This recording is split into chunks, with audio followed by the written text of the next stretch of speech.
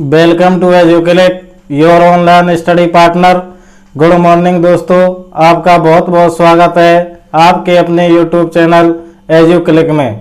जैसा कि आपको आपका शुक्रवार को जो टेस्ट हुआ था तो आपको पता चल गया होगा कि आपकी किस प्रकार की तैयारी चल रही है। तो पिछली जो क्लास हुई थी आपकी जो समास जो चल रहे हैं, आपके कर्मधारय समास के दो भेद जो हो चुके हैं। पहला जो भेद कराया था आपके लिए विशेषण विशेष कर्मधारय और उपमान उपमेय कर्मधारय, ये दो समास जो हो चुके हैं कर्मधारय के दो भेद हो चुके हैं। अब अगला जो भेद है उपमानोत्तर पद कर्मधारय अथवा उपमानोत्तर पद कर्मधारय जो समास है, इसके नाम से ही पता चलता है कि उत्तर पद जो होगा इसमें क्या होगा, उपमान होगा, और पूर्व पद क्या होगा, उपमेय होगा। और आपको यह ध्यान रखना है कि इनका विग्रह करते समय उपमान के बाद में एव का प्रयोग किया जाता है। देखिए हमारा जो समास चल रहा है वो एक कर्मधारय है। कर्मधारय समास हो, इसके दो भेद, पहला विशेषण विशेष कर्मधारय,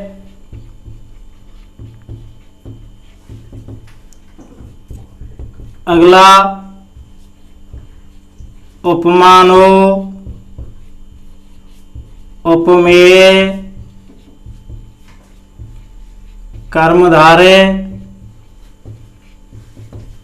देखिए जैसा कि इनके नाम से पता चलता है विशेषण विशेष कर्मधारय, तो इस कर्मधारय समास के भेद में जो पूर्व पद जो होता है वो होता है विशेषण, उत्तर पद जो होता है वो होता है विशेष। और इसमें आपको ध्यान रखना है समस्त पद के लिंग का निर्धारण विशेष के लिंग के अनुसार ही किया जाता है। यदि विशेष पुल्लिंग का है तो समस्त पद पुल्लिंग में निर्मित होता है, और यदि नपुंसक लिंग में है तो समस्त पद नपुंसक लिंग में निर्मित होता है। अब अगला जो भेद है वो है उपमान उपमेय कर्मधारय। इस उपमान उपमेय कर्मधारय समास में पूर्व पद जो होता है वो होता है उपमेय, और उत्तर पद जो होता है वो होता है पूर्व पद जो होता है वो होता है उपमान, और उत्तर पद जो होता है वो होता है उपमेय। क्या होता है? उपमेय। अब अगला जो भेद है उपमानो उत्तर पद कर्मधारय, अर्थात इस तृतीय भेद में उपमानोत्तर पद कर्मधारय, इस कर्मधारय समास के भेद में पूर्व पद जो होगा क्या होगा, उपमेय होगा, पूर्व पद उपमेय होगा, और उत्तर पद क्या होगा, उपमान होगा। क्या होगा? उपमेय जो होगा वो होगा पूर्व पद, और उपमान उत्तर पद। अब देखिए इस प्रकार के पदों का जब हम विग्रह करेंगे तो उपमान के बाद में किसका प्रयोग किया जाता है, इव का प्रयोग किया जाता है। किसका प्रयोग करते हैं? इव का प्रयोग करते हैं। अर्थात ये क्या है, उपमावाचक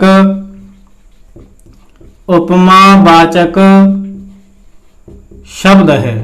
इव क्या है? उपमावाचक शब्द है। अब देखिए इससे एक तो पदों का जब हम विग्रह करते हैं तो पहले उपमेय प्लस उपमान प्लस इव का प्रयोग किया जाता है। अर्थात इस कर्मधारय समास के भेद में पूर्व पद तो होगा उपमेय, क्या होगा, पूर्व पद होगा उपमेय, और उत्तर पद उपमान, उत्तर पद उपमान, उसके बाद में इव का प्रयोग किया जाता है। जैसे उदाहरण के रूप में देखते हैं, पुरुष सिंह है, पुरुष सिंह है। अब देखिए ये जो समस्त पद है ये क्या है, समस्त पद है, अर्थात समास है। क्या है? समस्त पद है अथवा समास है। जब हम इसका विग्रह करेंगे, क्या करेंगे, विग्रह करेंगे, तो जो उपमान है, अब देखिए पुरुष किसके समान बताया गया है, सिंह के समान बताया गया है। किसके समान बताया गया है? सिंह के समान बताया गया है। अर्थात पुरुष जो है वो है उपमेय, क्या है? उपमेय, और सिंह है क्या है? उपमान है। तो इस प्रकार के समस्त पदों का जब हम विग्रह करते हैं तो उपमान के बाद में किसका प्रयोग करते हैं? इव का प्रयोग करते हैं। तो इसका विग्रह जो होगा पुरुष है, सिंह है, एव। पुरुष है, सिंह है, एव। अब देखिए इस प्रकार के विग्रह का जब हम समस्त पद बनाएंगे, क्या बनाएंगे? समस्त पद बनाएंगे, तो केवल एव को हटा दिया जाएगा। उपमावाचक जो शब्द है, जो पद है, उसको हटा दिया जाएगा। और प्रथम अर्थात तो उपमेय में जो विभक्ति लगी हुई है तथा प्रथमा विभक्ति एक वचन है, तो उसको अभी लोप कर दिया जाएगा। और बाद का जो पद है अथा उपमान जो है उसको ज्यों का त्यों लिख दिया जाएगा। जैसे उदाहरण के रूप में पुरुष है, नाग है, एव। अब देखिए विग्रह से पता चलता है पुरुष है, नाग है, एव। पुरुष नाग के जैसा, नाग अर्थात नाग कहा जाता है हाथी को, हाथी को कहा जाता है पुरुष हाथी जैसा, अर्थात पुरुष हाथी के समान। अर्थात पुरुष हाथी के समान नहीं होता, हाथी जो होता है अतिकाय होता है, अर्थात विशाल काय जो होता है, अर्थात ऐसा कोई पुरुष होगा जो हाथी के समान आकार का हो, अर्थात पुरुष हाथी जैसा। तो इसका जब हम समस्त पद बनाएंगे, क्या बनाएंगे? समस्त पद बनाएंगे।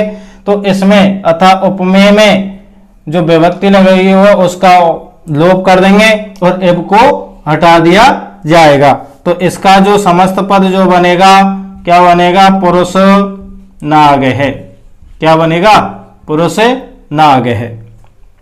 इस प्रकार उपमानोत्तर पद कर्मधारय के जो अन्य उदाहरण हैं उनको आगे देखते हैं। ये जो इसको पुनः देखते हैं, उपमानोत्तर पद कर्मधारय, इसमें पूर्व पद क्या होता है? उपमेय, और उत्तर पद उपमान। अब देखिए इसका जो विग्रह किया जाता है, इसमें पूर्व पद उपमेय और उत्तर पद उपमान। उपमान के बाद में किसका प्रयोग किया जाता है? एव का आता। एव जो होता है वो उपमावाचक शब्द होता है। जैसे उदाहरण के रूप में देखते हैं, पुरुष सिंह है। जब हम इसका विग्रह करेंगे तो आपको उपमान के बाद में केवल एव का प्रयोग करना है। पुरुष है, सिंह है, एव। ऐसे ही एक विग्रह देखते हैं, पुरुष है, नाग है, एव। जब हम इसका समस्त पद बनाएंगे अर्थात समास करेंगे तो इसमें पूर्व पद में जो विभक्ति है उसका लोप कर देंगे और जो उपमावाचक शब्द है उसको हटा दिया जाएगा। तो समस्त पद जो बनेगा यह है पुरुष नाग है। अब चलिए और इसके अन्य उदाहरण देखते हैं, आगे चलते हैं। अब देखिए इसके जो अन्य जो उदाहरण हैं, पुरुष व्याघ्र है,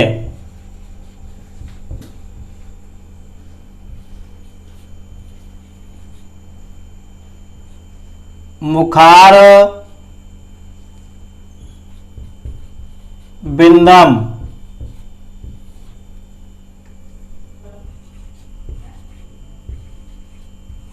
चरणे कमलमे,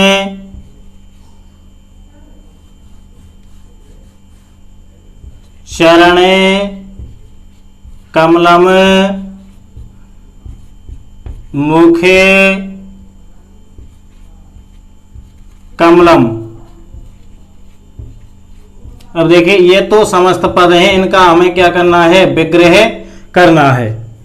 अब देखिए जब हम इनका विग्रह करेंगे तो यहाँ पुरुष व्याघ्र है, अर्थात पुरुष कैसा है? व्याघ्र के समान है।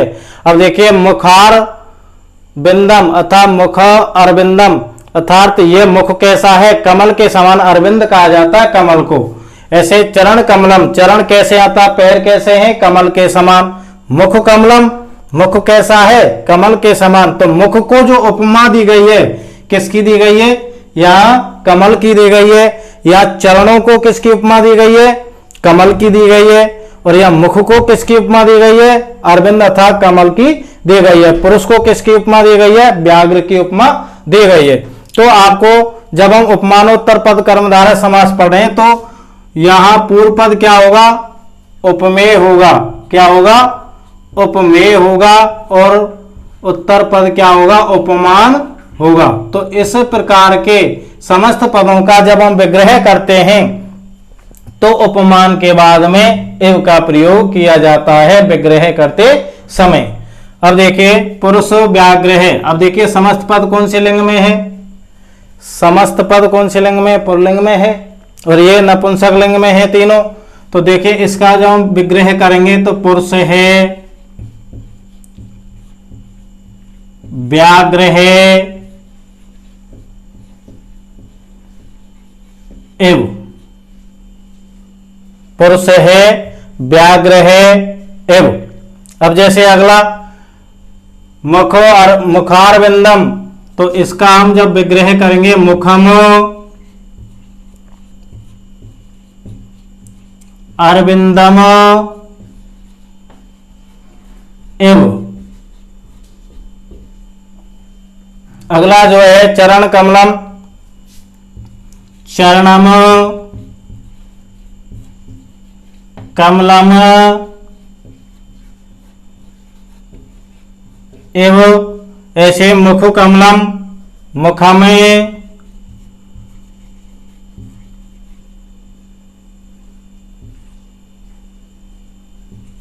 मुखम कमलम एव। इस प्रकार इस समास के उदाहरणों का विग्रह किया जाता है। अब जैसे यदि आपके लिए क्या है, विग्रह आए, तो विग्रह का आपको यदि समस्त पद बनाना हो, समस्त पद बनाना हो तो देखिए जैसे करहे किसलयम एव, इसका हमें क्या बनाना है, समस्त पद बनाना है। क्या बनाना है, अब देखिए कर माने हाथ, किसलयम अर्थात कमल, किसलयम कमल के समान, हाथ किसके समान है, अर्थात ये क्या है, यहाँ उपमान है। और आपको तो ये यदि विग्रह आता है तो विग्रह वाक्य में आपको ये देखना है विग्रह में कि एव किसके बाद में है, एव जिसके बाद में होगा वही क्या होगा, उपमान होगा। क्या होगा, उपमान होगा। तो इसका जो समस्त पद बनेगा कर किसलयम, क्या बनेगा, कर किसलयम। ये थे इसके अन्य उदाहरण उपमानोत्तर पद कर्मधारय समास के। आइए इनको पुनः देखते हैं। पुरुष व्याग्रह, इसका जो समास विग्रह होगा, उपमान के बाद में आपको किसका प्रयोग करना है, विग्रह करते समय एव का प्रयोग करना है। पुरुष है व्याग्रह एव। ऐसे मुखारविंदम मुखम अरविंदम एव, चरण कमलम चरणम कमलम एव, मुख कमलम मुखम कमलम एव, कर ये कर है किसलयम एव। अब देखिए किसलयम क्या है, उपमान है, और कर क्या है, उपमेय है। तो आपको विग्रह वाक्य में ये एव जहां दिखाई दे, ये एव दिखाई दे, तो इसका या वो उपमानो उपमेय कर्मधारय समास हो या उपमानोत्तर कर्मधारय समास हो, जो एव या जिसके बाद दिखाई दे अतः उससे एव से पूर्व वाला जो शब्द होगा अथवा पद होगा वो क्या होगा, उपमान होगा। उसके बाद में अब देखिए ये किसलयम क्या है, उपमान है, और करे क्या है, उपमेय है। जब हम इनका क्या करेंगे, समस्त पद बनाएंगे, तो इसमें जो विभक्ति लगी हो उसका क्या कर दिया जाएगा, लोप कर दिया जाएगा, और बाद का जो उत्तर जो पद है उसको ज्यों का त्यों लिख दिया जाएगा। ये इस प्रकार इसके समस्त पदों का निर्माण किया जाता है, और इस प्रकार जो समस्त पद है उनका विग्रह किया जाता है। इससे अगला जो भेद है वो है अवधारणा पूर्व पद कर्मधारय। इससे आगे उसको पढ़ते हैं। अब देखिए कर्मधारय का जो अगला जो भेद है वो है अवधारणा पूर्व पद कर्मधारय। अवधारणा पूर्व पद कर्मधारय अथा अवधारणा कहा जाता है आरोप लगाना या आरोपित करना या आरोपित करना। अवधारणा, अब देखिए इस अवधारणा पूर्व पद कर्मधारय समास के समस्त पदों का जब हम विग्रह करते हैं तो यहां एव के स्थान पर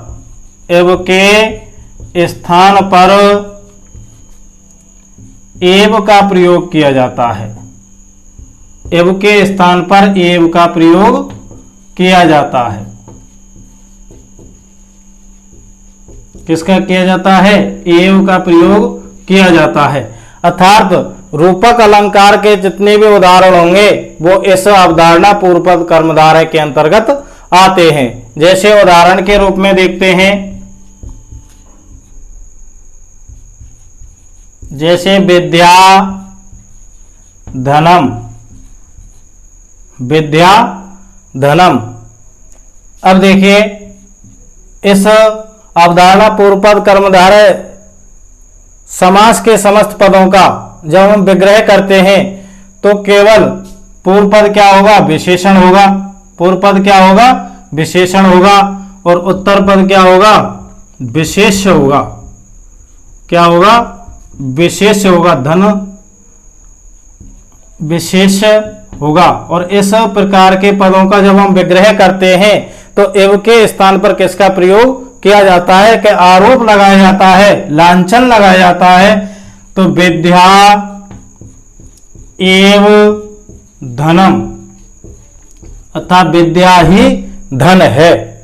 विद्या एव धनम। अब देखिए विद्या ही धन है, आरोप लगाया जा रहा है, आरोपित किया जा रहा है तो विद्या ही धन है। देखिए और अगला उदाहरण देखते हैं, वेद संपत।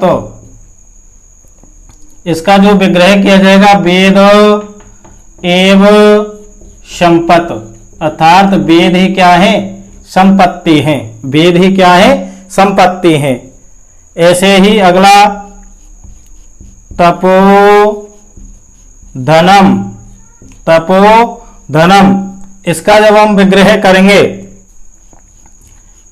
तपहे एव धनम।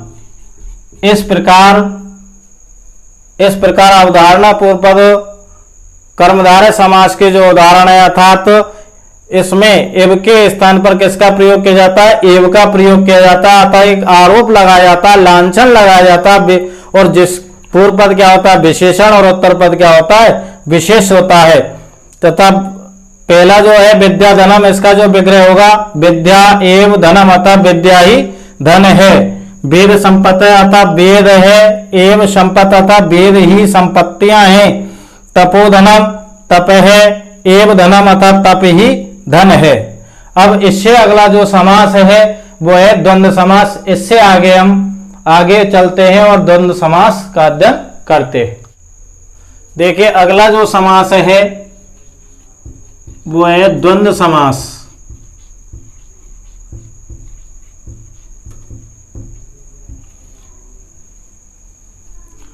अब देखिए द्वंद्व समास की जो परिभाषा है वो है उभय पदार्थ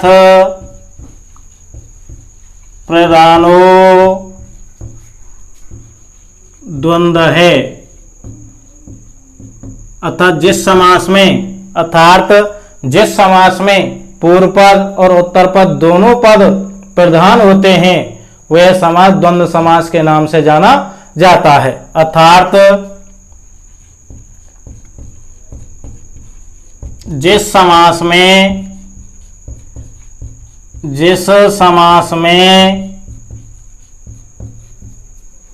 दोनों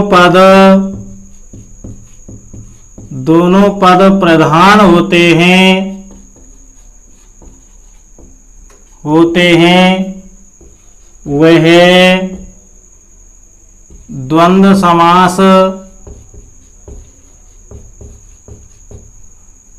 कहलाता है।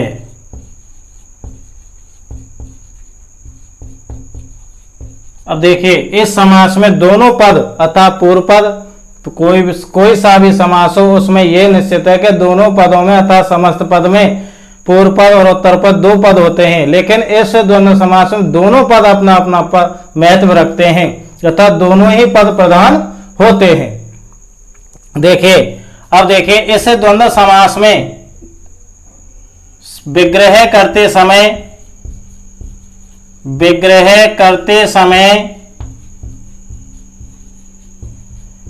प्रत्येक पद के बाद च का प्रयोग किया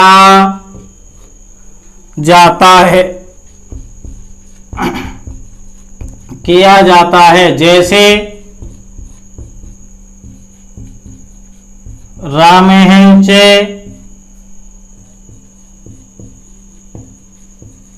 लक्ष्मणेः च, रामेण च और लक्ष्मणेः च। और प्रत्येक पद में प्रथमा विभक्ति का प्रयोग किया जाता है। अगला, इस समास का समस्त पद द्विवचन अथवा बहुवचन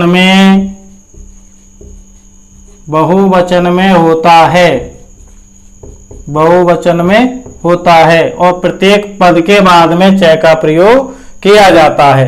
जैसे उदाहरण के रूप में देखते हैं, जैसे, और आपको यह ध्यान रखना समस्त पद का प्रयोग केवल द्विवचन में और बहुवचन में ही होता है। जैसे राम कृष्णौ। अब देखिए समस्त पद जो है या तो बनेगा द्विवचन में या बनेगा बहुवचन में, यह नहीं कि राम कृष्ण है। अब देखिए दोनों, राम जो पद है पूर्व पद है, क्या है, राम जो है वो पूर्व पद है और कृष्ण क्या है, उत्तर पद है। तो दोनों पद, राम भी अपना महत्व रखता है और कृष्ण भी अपना महत्व रखता है।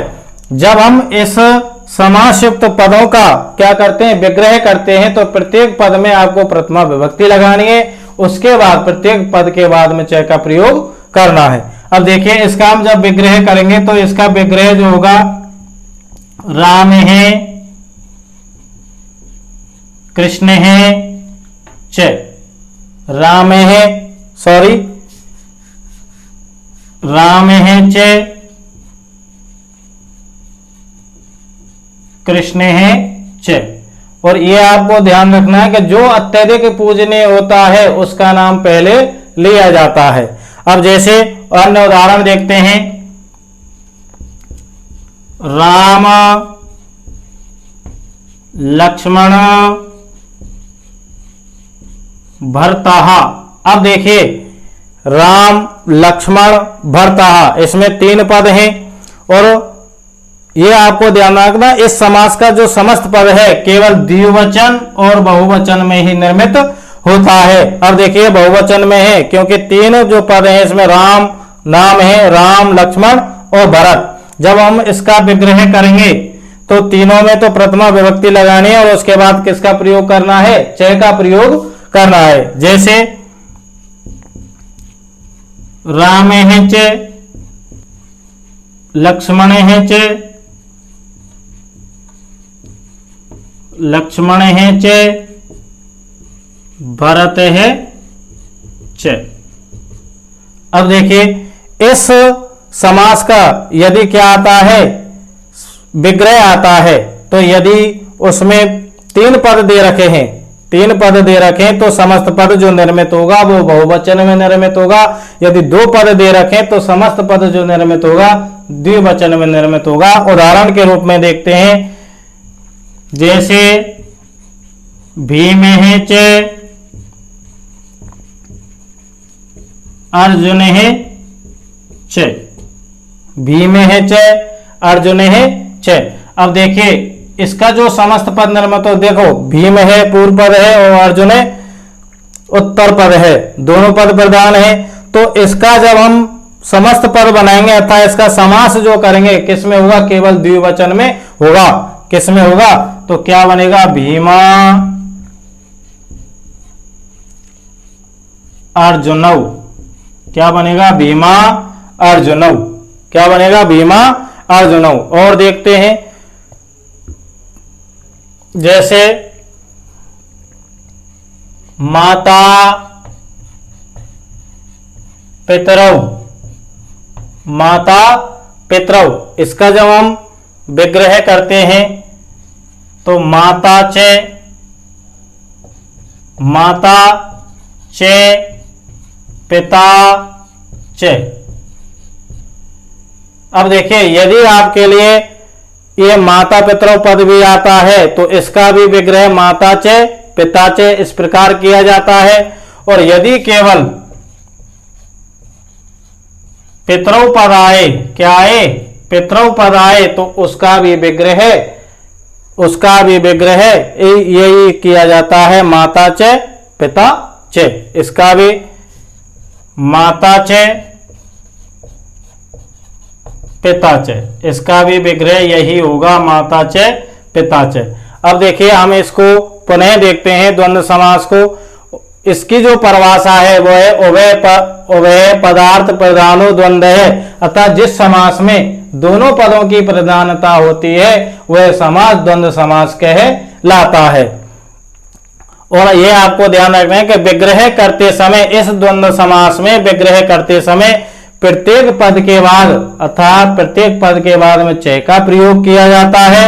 उदाहरण के रूप में राम है च, लक्ष्मण है च। और प्रत्येक पद में विग्रह करते समय प्रथमा विभक्ति का चाहे 2 पद हो चाहे 3 पद हो, प्रत्येक पद में प्रथमा विभक्ति का ही प्रयोग किया जाता है।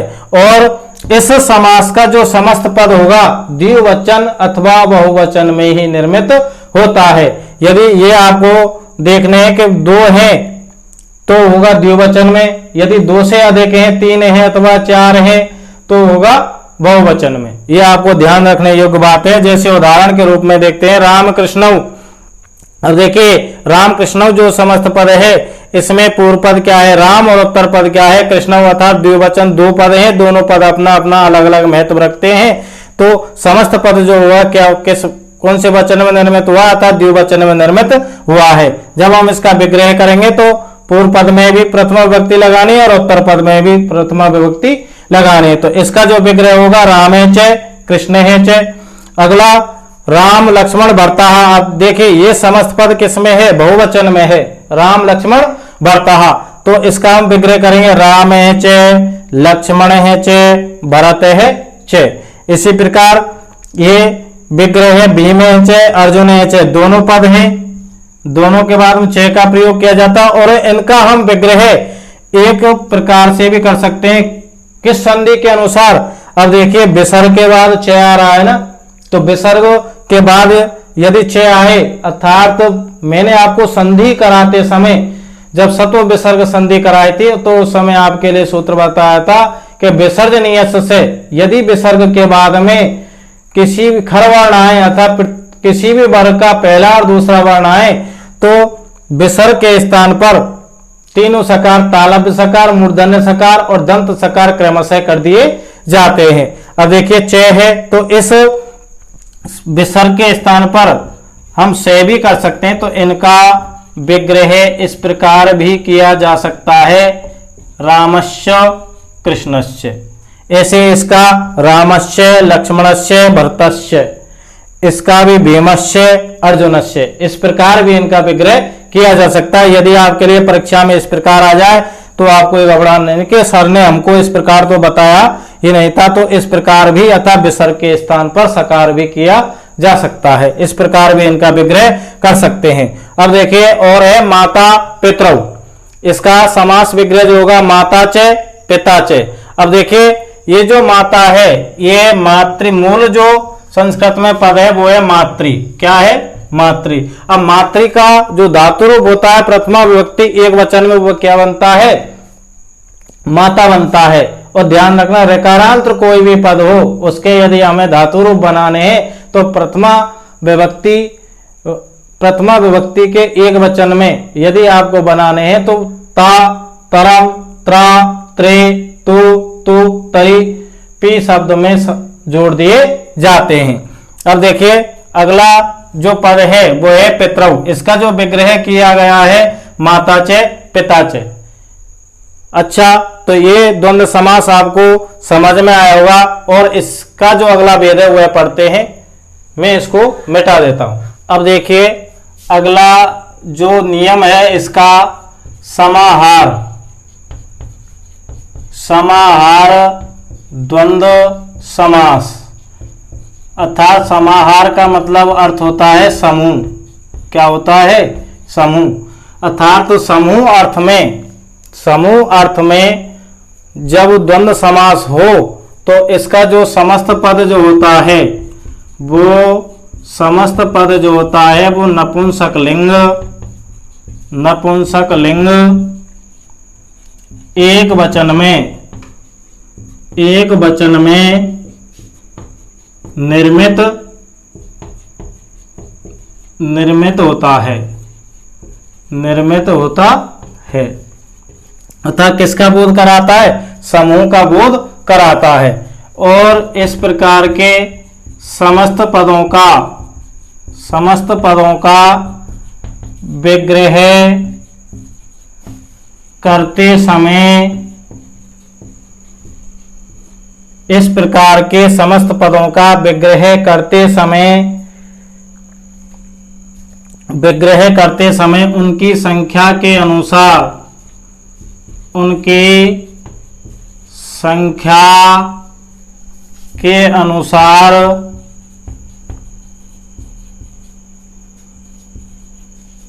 अनयो, यदि संख्या 2 है तो अनयो या एनयो, और यदि संख्या 2 से अधिक है तो एसाम अथवा तेसाम का प्रयोग किया जाता है। अर्थात ये किसका बोध कराता है? समूह का बोध कराता है। समस्त पद जो होगा नपुंसक लिंग एक वचन में निर्मित होता है, अर्थात बनता है। और इस प्रकार के समस्त पदों का जब हम विग्रह करते हैं तो उनकी संख्या के अनुसार, यदि उनकी संख्या 2 है तो अनयो एनयो का प्रयोग करते हैं, और यदि उनकी संख्या 2 से अधिक है, 3 या 3 से अधिक है, तो एसाम या तेसाम का प्रयोग किया जाता है। देखिए उदाहरण के रूप में देखते हैं, पाणी पादम। अब देखिए ये जो समस्त पद है कौन सी लिंग में है? नपुंसक लिंग एक वचन में है। अब देखिए पाणी कहा जाता है हाथ को, अर्थात हाथ कितने होते हैं? 2 होते हैं। और पादम पैर भी कितने होते हैं? 2 होते हैं। तो दो हाथ हो गए और 2 पैर हो गए, तो इनकी संख्या कितनी हो गई? 4 हो गई। अर्थात ये जो पद है समस्त पद जो है किसका बोध करा रहा है? एक समूह का बोध करा रहा है। समूह का बोध करा। जब हम इन पदों का जब हम विग्रह करते हैं, क्या करते हैं? विग्रह करते हैं, तो इसका जो विग्रह होगा पाणी च, वो तो च का प्रयोग यहां भी किया जाएगा। पाणी च पादव च। अब देखिए संख्या 2 और 2 4 है ना, तो एसाम, और बाद में कौन सा पद लिखा जाएगा? समारह। क्या लिखा जाएगा? समारह। इस प्रकार है पाणी च पादव च एसाम समारह। और देखिए इसका अन्य उदाहरण देखते हैं, छत्रो उपानम।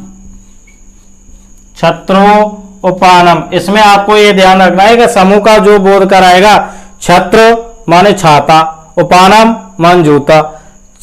छत्ते और जूते का समूह। जब हम इनका विग्रह करना था, छाता भी एक है और उपानत भी एक है, तो इनका जो विग्रह करेंगे, छत्रम चे उपानत चे अनयो समाहार है। इस प्रकार समाहार द्वंद्व समास युक्त समस्त पदों का विग्रह किया जाता है। अब देखिए, जब हम इस प्रकार के पदों का क्या करेंगे, समस्त पद बनाएंगे, तो आपको चे हटाना है, क्या हटाना है, और आपको यह ध्यान रखना है इसका जो समस्त पद बनेगा नपुंसक लिंग एक वचन में ही निर्मित होगा। आइए और इसके अन्य उदाहरण देखते हैं। एक बार इसको पुनः देखते हैं। यह है द्वंद्व समास। द्वंद्व समास का एक और भेद है आपके सिलेबस में, समाहार द्वंद्व समास। समाहार कहा जाता है समूह को, किसको कहा जाता है। अब देखिए, समाहार द्वंद्व समास में जो समस्त पद जो होगा नपुंसक लिंग एक वचन में ही निर्मित होता है। और इस प्रकार के समस्त पदों का जब हम विग्रह करते समय उनकी संख्या के अनुसार, यदि उनकी संख्या 2 है तो अनयो एनयो का प्रयोग करते हैं, और यदि संख्या 2 या 3 या 3 से अधिक है तो एसाम या तेसाम का प्रयोग किया जाता है, और बाद में समाहार पद लिख दिया जाता है। अब देखिए उदाहरण के रूप में पाणी पादम। अब देखिए, पैर पाणी, हाथ भी 2 होते हैं और पैर भी 2 होते हैं, तो उनकी संख्या कितनी हुई, 4 हुई। तो जब हम इनका विग्रह करेंगे तो पाणी चे पादव चे एसाम समाहार है। अब देखिए, पाणी जो पद है उनकी संख्या के अनुसार यह 2 वचन का प्रयोग किया गया है, तो एसाम समाहार है। या इस प्रकार भी कर सकते हैं, पाणी चे पादव चे तेसाम समाहार है, हाथ और पैरों का समूह। ऐसे ही अगला जो है छत्रोपानम, छत्रम चे उपाहनत चे अनयो समाहार है। अब इससे आगे और इसके अन्य उदाहरण देखते हैं, तो अच्छा मैं इसको मिटा देता हूं। अब देखिए, इसके जो अन्य उदाहरण हैं, बाक त्वचम शिरो ग्रीवम। अब देखिए, बाक त्वचम जो पद है, इसमें 2 पद हैं, अतः बाक और त्वच, अतः वाणी और त्वचा, वाणी और त्वचा। जब हम उनका क्या करेंगे, और आपको तो यह ध्यान रखना है कि समस्त पद कौन से लिंग में है, नपुंसक लिंग में है, तो आपको इस लिंग को देखते हुए, समस्त पद के लिंग को देखते हुए समझ जाना चाहिए कि समाहार अथवा समूह अर्थ का बोध करा रहा है। तो इनका जब हम विग्रह करेंगे, बाक चे त्वक चे अनयो, और बाद में कौन सा पद लिखना है, समाहार है। क्या लिखना है, समाहार है। इस प्रकार अगला जो है शिरोग्रीवम, क्या है, शिरोग्रीवम, शिरो माने सिर, ग्रीवम माने ग्रीवा अथा गर्दन। तो इसका जो विग्रह किया जाएगा, सिरहे चे ग्रीवा चे। अब देखिए, सिर भी एक होता है और ग्रीवा अथा गर्दन भी एक होती है, तो किसका प्रयोग किया जाएगा, अनयो का ही प्रयोग किया जाएगा। क्या बना पद, समास विग्रह क्या हुआ, श्रेय च ग्रीवा च अनयो समाहार है। इस प्रकार आपके जो सिलेबस में है, केवल आपके जो सिलेबस में है 3 समास हैं, केवल अव्ययभाव समास। अव्ययभाव जो समास है वो केवल आपके 6 अर्थों में है, और कर्मधारय जो समास है, कर्मधारय समास के विशेषण विशेष कर्मधारय, उपमान उपमेय कर्मधारय, उपमानोत्तर पद कर्मधारय और अवधारणा पूर्व पद कर्मधारय। इसी प्रकार जो द्वंद्व समास है, द्वंद्व समास के आपके लिए 2 भेद दे रखे हैं। एक तो सामान्य जो है अतः इतरेतर द्वंद्व समास है, और एक समाहार द्वंद्व समास है। अर्थात आपके को भेदों से कोई मतलब नहीं है इनका, आपको केवल जो आना चाहिए, केवल विग्रह आना चाहिए और उसका समस्त पद बनाना आना चाहिए, और उसका समास पहचानना आना चाहिए कि इसमें समास कौन सा है, या तो अव्ययभाव है या कर्मधार है अथवा द्वंद्व समास है। आपके सिलेबस में केवल ये 3 ही समास हैं, अव्ययभाव, कर्मधारय और द्वंद्व। आपसे जो केवल परीक्षा में पूछा जाएगा, केवल इन 3 ही समासों के आपको उदाहरण दिए जाएंगे। जिस वाक्य में आएंगे या तो वह उदाहरण अव्ययभाव समास का होगा, या कर्मधारय का होगा, या द्वंद्व का होगा। अब आपको ये तो निश्चित है कि अव्ययभाव समास में पूर्व पद क्या होगा, अव्यय होगा। कर्मधारय समास में पूर्व पद या तो विशेषण होगा या उपमान होगा, या और द्वंद्व समास में दोनों पद अपना अपना महत्व रखते हैं, दोनों पदों की प्रधानता होती है। और इसके विग्रह में, द्वंद्व समास के विग्रह में आपको च दिखाई देगा। क्या दिखाई देगा, च दिखाई देगा। और इसमें आपको ये तो उपमावाचक शब्द दिखाई देगा, या पूर्व पद विशेषण होगा और उत्तर पद विशेष होगा, अतः विशेष। और कर्मधारय समास में समस्त पद के लिंग का निर्धारण विशेष के अनुसार किया जाता है, अतः विशेष यदि पुल्लिंग का है तो समस्त पद भी पुल्लिंग में निर्मित होता है, और यदि समस्त पद नपुंसक लिंग में है तो समस्त पद नपुंसक लिंग में निर्मित होगा। और अव्ययभाव समास में का जो आपके जो सिलेबस में वो केवल 6 अर्थों में है। पहला जो अर्थ था, विभक्ति अर्थ में आदि उपसर्ग का प्रयोग किया जाता है, और आपको केवल यह ध्यान रखना, विभक्ति अर्थ में आदि उपसर्ग का प्रयोग किया जाता है। उसमें जब हम विग्रह करते हैं तो उत्तर पद में आपको कौन सी विभक्ति लगानी है, सप्तमी विभक्ति एकवचन का प्रयोग करना है, और उसके बाद में इति पद लिखना है। और इससे अगला जो अर्थ है वो है समीप अर्थ में, उसमें उपव्यय का प्रयोग किया जाता है, अर्थात ऐसे पदों का जब हम विग्रह करते हैं तो उत्तर पद में षष्ठी विभक्ति एकवचन का प्रयोग करते हैं। अगला जो अर्थ है वो है वीप्सा अर्थ में। वीप्सा का अर्थ होता है 2 बार। क्या होता है, 2 बार। तो उत्तर पद को इसमें 2 बार लिखना होता है, और बाद में आपको प्रतिशब्द लिखना है। इसके बाद में जो अर्थ है वो है अभाव अर्थ में। अभाव अर्थ में निरव्यय का प्रयोग किया जाता है, और इस प्रकार के समस्त पदों का जब हम विग्रह करते हैं तो दोनों पदों में उत्तर पद में षष्ठी विभक्ति एकवचन अथवा बहुवचन का प्रयोग किया जाता है, बाद में अभाव पद लिख दिया जाता है।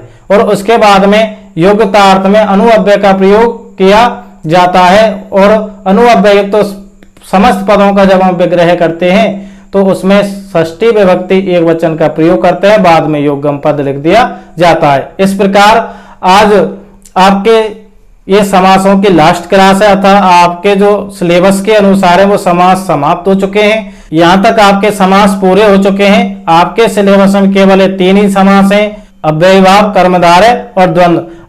अगली जो क्लास होगी उसमें हम कारकों का अध्ययन करेंगे। जो आपके सिलेबस में है उपपद विभक्ति प्रयोग या सामान्य विभक्ति प्रयोग, आपके जो सिलेबस में उपपद विभक्ति प्रयोग हैं उनका हम अध्ययन अगली क्लास में करेंगे। तो हमारे इस वीडियो को लाइक व शेयर करें तथा चैनल को सब्सक्राइब करें। इनसे संबंधित आपको जो नोट्स हैं वो आपको PDF में उपलब्ध करा दिए जाएंगे। धन्यवाद।